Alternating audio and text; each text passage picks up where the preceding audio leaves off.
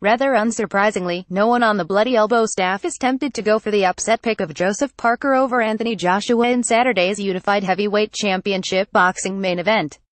This is the only fight we're picking, although I have to say that the co-main between Alexander Povetkin and David Price is an awful mismatch that is likely to yield a violent KO from Povetkin.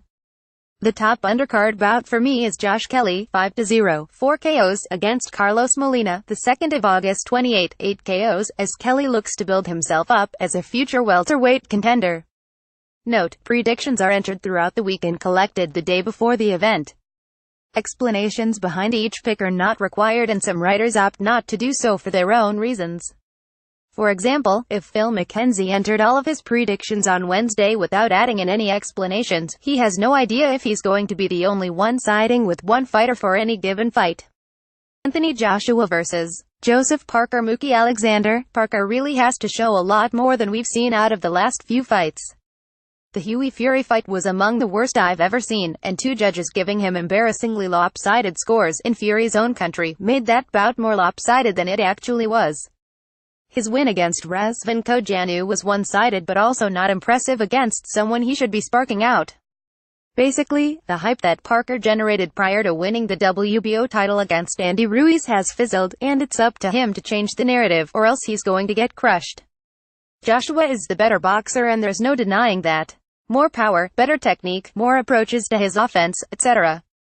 Parker has the speed advantage and doesn't seem to have any glaring cardio problems. One key for me is that Joshua has slimmed down to 242 after going north of 250 for his last fight against Carlos Takam, which saw him look somewhat slow and not as overwhelmingly dominant as we've seen in his other matchups. I think a lighter Joshua is one of the keys to combating Parker's hand speed, and he'll also keep the New Zealander at bay with his jab.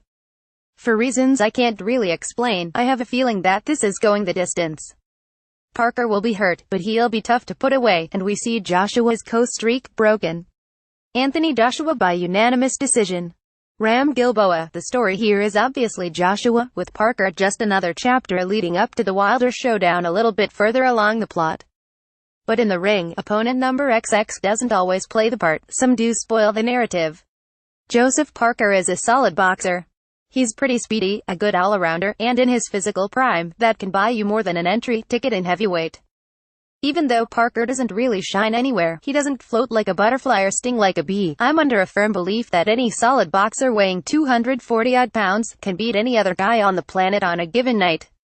Even greats. A good solid determined boxer will get his punches in, and with 240-something pounds behind them you just never know. With that said, Saturday won't be that given night. Anthony Joshua is a machine in heavyweight.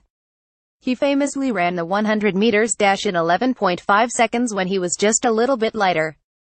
He's an athlete, but he can fight for it too, and he's getting better at pugilistics in every outing.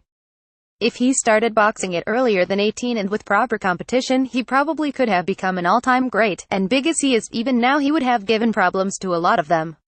As for this bout, if Parker's reach was a little longer, or had Joshua been a bit less dedicated than he seems, I would have liked the reserved Samoan chances better than currently. But I see a first loss for him and another KO win for the Brit. Anthony Joshua by KO, round 5. Fraser Caffeine. I respectfully have to disagree with Ram here. This is not another numbered opponent en route to the big fight. Joshua vs. Parker is a fight that's been brewing for a few years now, as both men have risen up the ranks and established themselves as two of the three clear next-gen heavyweights out there. The third is of course Deontay Wilder, and yes, it's true, Joshua vs. Wilder is the bigger fight. We knew this fight should happen at some point, and we're getting it now with both men undefeated and in a unification fight. That's a great thing. The one problem, at least for Parker fans, is that the past few performances from each have made this feel more like a mismatch. Joshua has been surging as of late, looking like a true superstar with the talent to match. Meanwhile, Parker has looked like a guy struggling to get by and live up to the expectations. He hasn't been able to find his power against the relatively more accomplished fighters he's been in there with lately, and has instead had to point his way to close wins. And that seems like an unlikely strategy against Joshua. I like Parker's speed and his movement, but I still think Joshua beats him in those areas, though it's close. But those aren't enough for Parker to take this. They are enough for him to last a bit, maybe even go the distance. but I don't see him winning the 8 or 9 rounds. He probably needs to claim a decision. Anthony Joshua, Co. R8 Harry Davies, I'm a firm believer in assessing fighters based on their last performance.